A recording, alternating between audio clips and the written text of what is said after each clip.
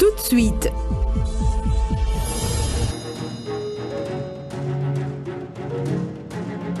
Grand journal.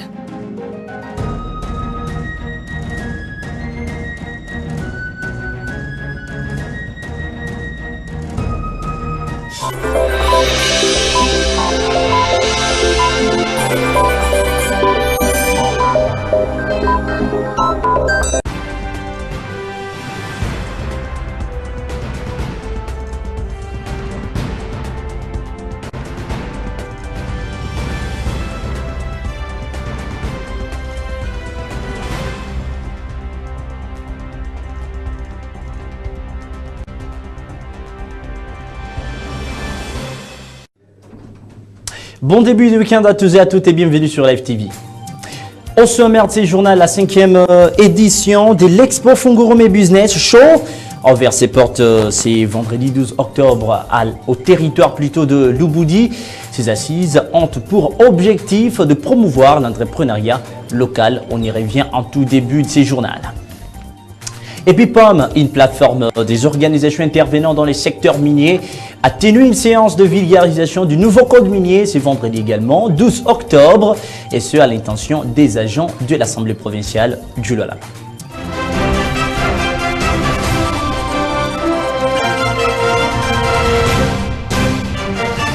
Live HD TV. Et voilà, bienvenue à tous si vous nous rejoignez sur Live HD Télévision. Comme on le disait à l'introduction, la plateforme des organisations intervenant dans les secteurs miniers, POM en cycle, a organisé une séance de vulgarisation du nouveau code minier, c'est vendredi 12 octobre, et ce à l'intention du personnel de l'Assemblée provinciale du Lualaba. On fait le point avec elle, David Kapenda. L'atelier organisé ce vendredi 12 octobre dans la salle des plénières de l'Assemblée provinciale du Lualaba au profit des députés provinciaux ainsi que les personnels de cette institution par POM entendu, plateforme des organisations intervenant dans les secteurs miniers, portait la vulgarisation ainsi que les règlements du code minier révisé. Jean-Marie Kabanga, orateur de ces séminaires, a centré son exposé sur les 3 piliers qui incarnent les codes miniers révisés, entre autres la délocalisation, indemnisation, la compensation et la réinstallation des communautés locales affectées. Ici, il donne les mobiles de ces assises à l'Assemblée provinciale du Lualaba. Pas une semaine que nous avions parlé à la société civile sur les innovations du code minier. Donc, nous n'avons pas commencé seulement avec les honorables députés, nous avions commencé aussi avec la société civile pour lire le code minier, les règlements miniers et voir comment mettre en place, comment faire la mise en œuvre de ces nouvelles dispositions. Des échanges qui ont rencontré les souhaits du président de l'Oral délibérant du Lualaba en cette matière. Nous allons tout droit vers la transformation pour que les populations se retrouvent. Ce qui est écrit ici, à partir de la redevance minière, le cahier des charges et pour le développement communautaire, ce sont donc là les étapes, les possibilités que le code minier donne, met à la portée des communautés pour trouver profit dans le secteur minier. Plusieurs préoccupations ont été soulevées par les participants dans le souci de bien comprendre les innovations du code minier révisé.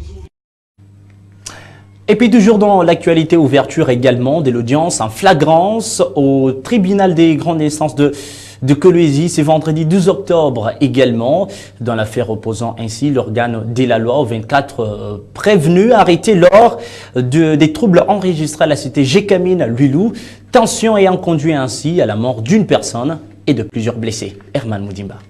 En procédure de flagrance, le tribunal des grandes instances de Kolwezi a déclaré recevable l'affaire opposant le ministère public aux 24 prévenus accusés de plusieurs forfaits, entre autres les pillages, la rébellion, la destruction méchante et tentative de vol des produits miniers appartenant à Kamoto Copper Company. Arrêtés lors des échauffourées survenues à Luelou le dimanche 7 octobre 2018, tous assistés par un collège de conseils, ont été identifiés et entendus par le tribunal.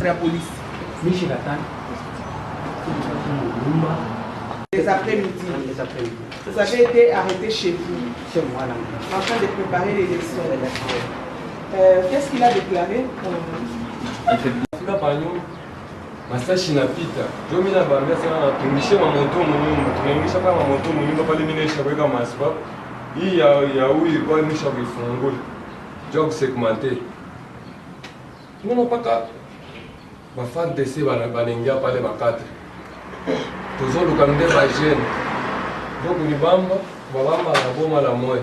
Dans les soucis d'être éclairés sur cette affaire, quelques questions du tribunal ont été aussi adressées aux officiers des polices judiciaires qui ont instrumenté. Le gouverneur est arrivé vers 11h. L'opération a pris fin vers 20h. On n'a pas été sur le terrain. Nous avons trouvé au cachot, là où on nous a donné l'ordre de les auditionner sur le fait qui s'était passé à lui. Étant à la phase d'instruction, la cause a été renvoyée pour le 13 octobre. Il reste à signaler que plusieurs personnalités ont rehaussé cette audience, entre autres le premier président de la cour d'appel du Lualaba, le procureur général près cette cour, procureur de la République Roger Mavungu, ainsi que le général Roger Singavola, patron de la police nationale congolaise au Lualaba. Et puis pendant ce temps, la régie des voies aériennes de Kolwezi, RVA, a présenté au ministère provincial des Affaires foncières et Habitat un présumé spoliateur de sa concession. Ces derniers auraient été pris mais dans le sac en train de distribuer illicitement le parcelle. Suivez. Il s'appelle Chilem Kamwila, le présumé spoliateur de la concession RVA, sur qui la force aérienne de l'aéroport de Kolwezi a mis la main ce vendredi 12 octobre en plein exercice de sa magouille. Aussitôt, le malfaiteur a été présenté au ministère des Affaires foncières devant Jean-Marie Kassea Chingambo, les conservateurs des titres immobiliers et autres autorités cadastrales. Le commissaire général en charge des affaires foncières a découragé avec la dernière énergie cette pratique indigne pour un citoyen. Donc tu n'as pas qualité d'être géomètre ou arpenteur. Ça c'est la concession de RVA, monsieur. Vous ne pouvez pas attribuer le terrain sur la concession RVA. Heureusement, RVA a mis la main sur vous. RVA a mis la main sur vous. Vous ne devez pas continuer à voler les terrains d'autrui. Ça, c'est le vol. Au sortir de cette réunion, Jeanne Ditend, commandante de l'aéroport, a relaté le fait, affirmant que cette réalité ne date pas d'aujourd'hui. Les chefs coutumiers ou bien ses représentants sont tentés de lotir pendant que le lotissement c'est une affaire du ministère des Affaires foncières, mais nous sommes étonnés de voir qu'il y a maintenant des civils.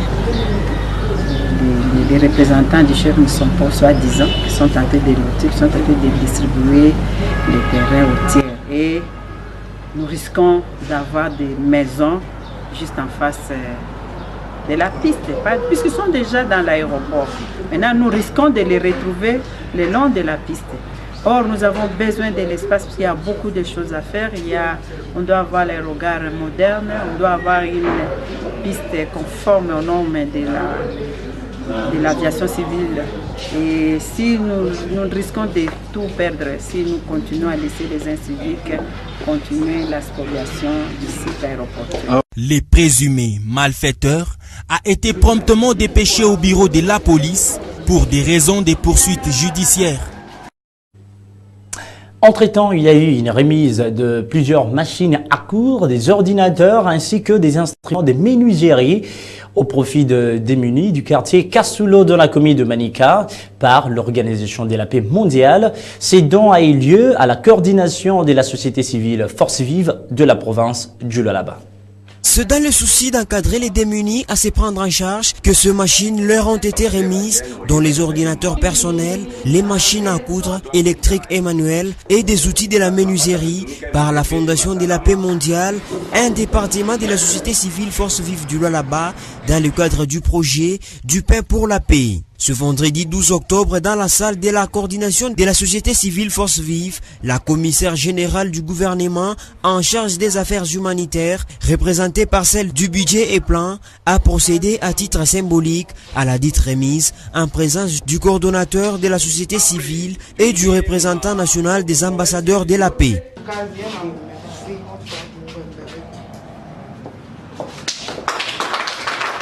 Merci à Toyin MS, partenaire de la FPM, qui a donné ce machine, a indiqué Sophie Kabayou, commissaire général du gouvernement en charge du plan et budget, avant d'exhorter les bénéficiaires à bien les utiliser. Les groupes qui seront constitués soient des groupes sérieux, qui travaillent avec abnégation en vue d'apprendre d'abord, parce qu'il n'est pas sûr que tout le monde connaît utiliser ces machines. Apprendre d'abord et puis travailler ensemble pour gagner de l'argent, comme le projet s'appelle Pain pour la paix, gagner de l'argent pour mettre en paix les familles, les communautés, afin que nous soyons vraiment en paix dans nos communautés. Maintenant, on a commencé avec Kanina et Kasulo. J'espère qu'avec le temps et avec l'effort et l'amour de nos frères et sœurs d'outre-mer, les effets vont encore... Selon John Mukuta, initiateur du projet du pain pour la paix, il y aura un suivi pour que le bénéficiaire utilise ces machines à bon escient pour leurs intérêts. Moi, je travaille pour la paix.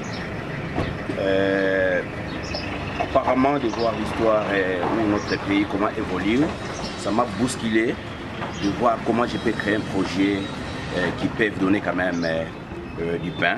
C'est pour cela que j'ai créé ce projet dénommé projet des pains pour la paix.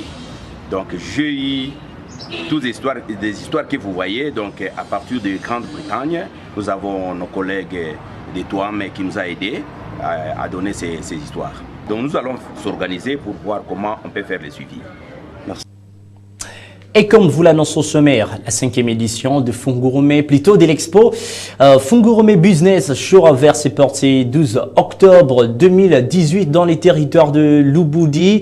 Placé sous les thèmes promouvoir l'entrepreneuriat local, ces assises de 2 jours sont organisées par l'entreprise Tenke Fungurume Mining et hébergent déjà plusieurs entrepreneurs locaux. Correspondant sur place, Gloire Malesso.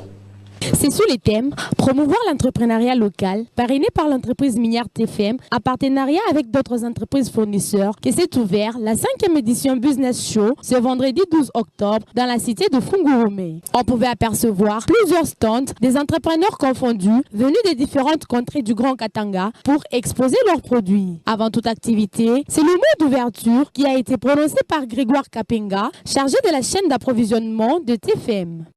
Merci beaucoup pour avoir répondu à nos invitations et nous vous souhaitons des bonnes affaires.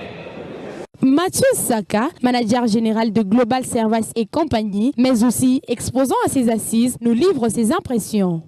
Cette ouverture, c'est une très bonne et très grande initiative que Tenke Fungurume Mining a mise en place pour valoriser et encourager les entrepreneurs locaux, bien sûr, et poussant encore davantage à la diversification des différents domaines d'expertise ou soit de travaux qui se font sur la province. Donc on ne peut que remercier l'initiative et dire que nous sommes très contents. Les objectifs, c'est effectivement de décrocher des contrats et mettre en exercice à la vue de tous notre expertise ainsi que notre savoir-faire. C'est ça l'objectif que nous nous sommes assignés pour ce TFM Business Show. Signalant que ces assises prendront 2 jours, soit du 12 au 13 octobre. Et voilà, on parle encore de cette exposition qui se déroule à quelques kilomètres du centre-ville de Kolwezi. Parmi le stand, on retrouve Jelix Logistique qui a également capitalisé ses échanges commerciaux. Stella Banzé. Entrepreneuriat local. Plusieurs entreprises prennent part, comme cette société Gelux Logistique, une entreprise qui œuvre dans les transports de carburant et des marchandises en République démocratique du Congo. Profitant de cette occasion, la directrice générale des Gelux Logistique, Générose Mozambe, a fait d'abord une brève présentation de son entreprise et a donné la mission de cette dernière. Et voilà, entre entreprises, on parle à présent plutôt de Forest qui a également mis en branle au fait tout ce qu'il possède comme produit tout au long de ces assises de 2 jours organisées par Tenke et Fungurume Mining. À l'occasion de la 5e édition du Business Show, organisée par l'entreprise Tenke Fungurume Mining, en collaboration avec les entreprises fournisseurs, le groupe Forest a, grâce à cette initiative, exposé ses produits au public dans le but non seulement de se faire connaître, mais aussi de s'élargir. Monsieur Baraka, chargé des questions commerciales, explique le mobile de leur présence dans Business Show tout en épinglant les différents services. Nous sommes actifs dans le génie civil, la construction des routes, la construction des ponts, les matériaux de construction, l'énergie, l'électricité, la maintenance industrielle. Nous sommes venus ici au Tenke Fungurume Business Show pour présenter tous nos avantages, tous nos produits et services. Alors nos services s'adressent aux particuliers, aux industriels et au gouvernement. C'est-à-dire, on peut proposer des matériaux de construction. Vous savez qu'on a une carrière à Katonto. On vend un excellent gravier de bonne qualité. Comme toute autre entreprise qui se veut grande, le groupe Forest a différentes perspectives. Nous faisons aussi l'éclairage solaire public. À Kolwezi, nous avons au niveau de rond-point de l'indépendance éclairé avec des panneaux solaires dernière technologie. C'est une technologie française avec des batteries au nickel métal hydrure. Donc ce sont des batteries longue durée qui éclairent aujourd'hui le rond-point de l'indépendance et qui peuvent éclairer tout village et toute ville en République démocratique du Congo. Existant depuis belle lurette, le groupe Forest demeure une entreprise qui prône pour le développement de la République démocratique du Congo dans toutes ses facettes. Et voilà, direction à présent la capitale Kinshasa, au lendemain des échauffourées enregistrées à la cité Gécamine Luilou, les 7 du mois en cours, où le gouverneur de province Richard Mouyej-Manguez-Mons a fait une mise au point pour fixer l'opinion sur ce qui s'est passé réellement au cœur de ces événements déplorables. Au lendemain des incidents survenus à Luilou, dans la province du Lualaba, ayant causé mort d'un creuseur par éboulement, incident qui a fait monter d'un cran la tension entre les éléments de la police nationale congolaise et les creuseurs opérant dans la concession privée de KCC, le gouverneur du Lualaba, Richard Mouyej-Manguez-Mons, a fait cette mise au point. Ils ont blessé le commandant de la ville. Ils ont blessé son adjoint. Ils ont blessé 3 policiers. Et j'étais déjà sur le site. Je croise les bras en train d'admirer le spectacle. Non. Je suis un ancien ministre de l'Intérieur. J'ai l'expérience de ce genre de manifestations et j'ai agi comme il fallait.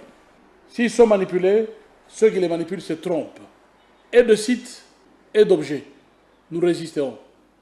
Nous irons aux élections. Nous en avons arrêté 50. Ils étaient entendus jusqu'hier par la police, mais j'ai tenu un conseil de sécurité avant de quitter Kolwezi. Depuis ce matin, il y a des audiences foraines qui seront organisées et vous serez fixés sur les résultats. Ceux qui seront coupables seront arrêtés. Et je suis en train de faire des démarches pour qu'ils soient tous transférés à Boulouro. Et pour longtemps. Il faut que ça serve d'exemple. C'est pour ça que je vous ai tout de suite parlé des creuseurs et des pillards.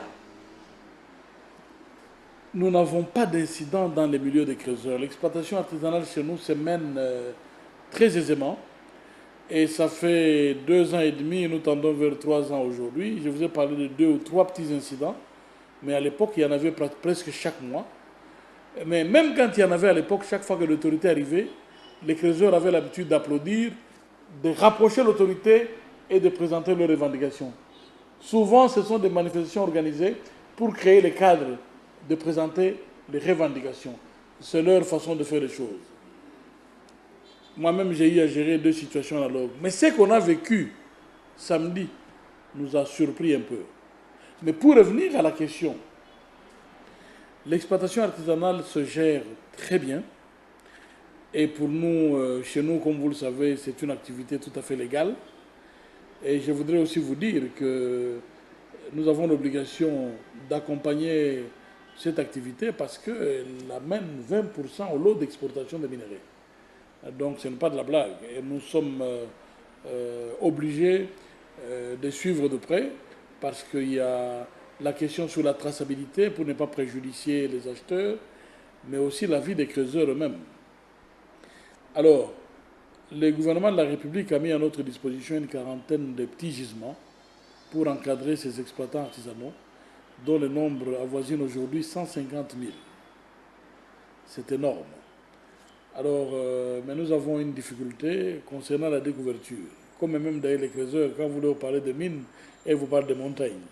Et en Swahili, c'est encore plus expressif, Nibiri Matu. Les Birimatou, parce qu'ils ont des outils rudimentaires, ils ne peuvent pas faire la découverture. Nous avons lancé un appel aux sociétés minières pour qu'elles nous accompagnent dans cet effort de découverture. Il y en a une qui a répondu positivement, c'est 6 communes. Et ce n'est pas un secret, avec 2 500 000 $. Les procédures sont longues. Peut-être que ça va permettre de faire la découverture sur une petite mine ou 2, mais c'est déjà ça.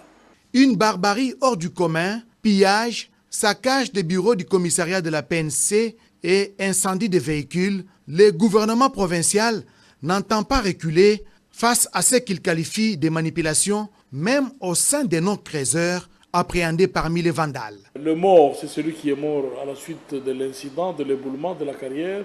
Et je ne connais pas un autre mort, ni congolais ni étranger. Mais j'étais surpris par des images dans les réseaux des Chinois qui auraient été tués. Mais 3 Chinois tués? Mais la Chine a une ambassade ici. C'est des choses qui peuvent se vérifier. Et les Chinois dans nos villes minières sont organisés en structure. Ils ont des présidents, des vice-présidents, des chargés des relations publiques. Et je crois que l'information est tout à fait à oublier. Et nous ne sommes pas surpris. C'est vous-même, la presse, qui devait chercher les raisons. Vous avez tellement parlé du Lualaba. Et en vrai, parce que le Lualaba fait des exploits, mais il y a des gens qui se constituent en front pour noyer toutes les vérités que vous évoquez à travers vos chaînes, mais ils ne réussiront pas. Ce que nous avons réussi à construire, c'est du solide. Plus rien pour décourager l'autorité provinciale, déterminée à combler les fossés entre l'immensité des richesses que regorge la province du Lualaba et la précarité dans laquelle vit la population. Et puis voilà, dans les restes de l'actualité à l'international, la ministre rwandaise des Affaires étrangères a été nommée à la tête de l'Organisation mondiale ou internationale de la francophonie ce 12 octobre 2018. Louise Mushikiwabo devient ainsi la 4e secrétaire générale de cette organisation. C'est la confirmation de ce qui s'apparente déjà à une victoire pour la diplomatie rwandaise. La ministre des Affaires étrangères de ce pays des Grands Lacs, Louise Mushikiwabo, 57 ans, a été préférée à la sortante la Canadienne Michaëlle Jean pour diriger l'Organisation internationale de la francophonie. Une désignation intervenue malgré l'image controversée de son pays en termes de défense des droits de l'homme. Le régime est accusé de bafouer la liberté d'expression et de réprimer son opposition. Louise Mushikiwabo, qui a visité de nombreux pays pour défendre son bilan personnel et l'image de son pays, a bénéficié du soutien des pays africains, mais aussi de celui de la France. Son élection est une victoire personnelle pour le chef de l'État rwandais, Paul Kagame, qui a imposé son choix à ses pairs africains. Ça l'est aussi pour le président français Emmanuel Macron, qui espère favoriser un rapprochement avec le Rwanda, alors que Paris est constamment accusé par Kigali d'avoir joué un rôle trouble dans le génocide de 1994, qui a fait environ 800 000 morts. Et l'on signale que c'est pour la énième fois que l'Afrique récupère la tête de la francophonie. Voilà, mesdames et messieurs, c'est la fin de ce journal. À présent, nous vous laissons suivre la revue de presse. La revue de presse.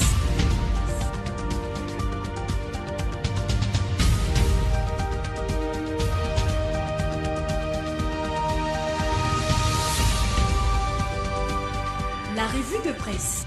Mesdames, Messieurs, bienvenue à la lecture des journaux parus ce vendredi 12 octobre 2018. La controverse autour de la machine à voter est revenue à la une des bon nombre des journaux parus vendredi 12 octobre à Kinshasa. L'opposition appelle le peuple congolais à se mobiliser dans le cadre du programme d'action qu'elle a préparé pour exiger l'impression des bulletins des votes conformément à la loi électorale et au calendrier publié par la CENI, informe actualité.cd. Les opposants confirment la tenue d'un grand meeting à Lubumbashi ce samedi 13 octobre et l'organisation des marches des protestations le 26 octobre 2018 selon une déclaration commune lue jeudi par Martin Fayoulou, également candidat à la présidentielle. L'opposition a en outre réaffirmé son exigence d'éviter les questions en rapport avec la légalité de la machine à voter et les électeurs sans empreinte digitale dans le cadre de la commission technique mise en place en accord avec la CENI, fait savoir ce site internet d'information. Machine à voter, Bemba, Fachi, Kamere, Katumbi, Muzito, etc.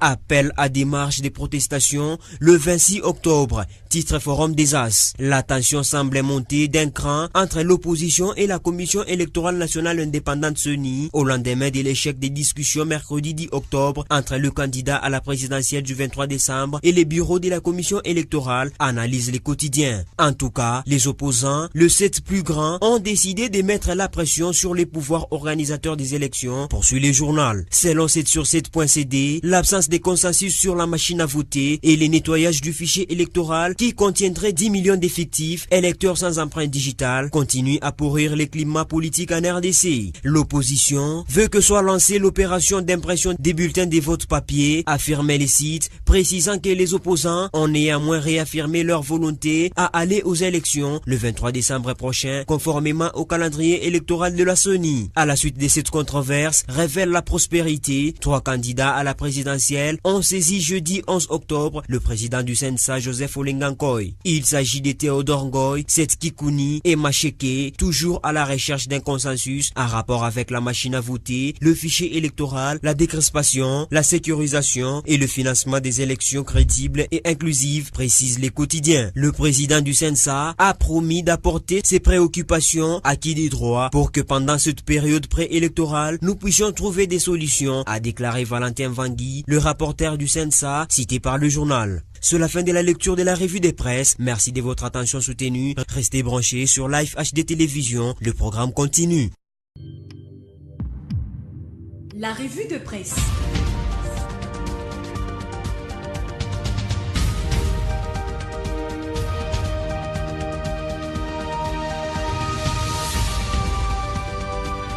La revue de presse. Et voilà, c'est la fin de ce journal. Merci à vous surtout de l'avoir suivi. Et puis, vous pouvez retrouver ce journal déjà sur notre chaîne YouTube, Live HD TV. Et surtout, bon début de week-end, une fois de plus, sur nos antennes.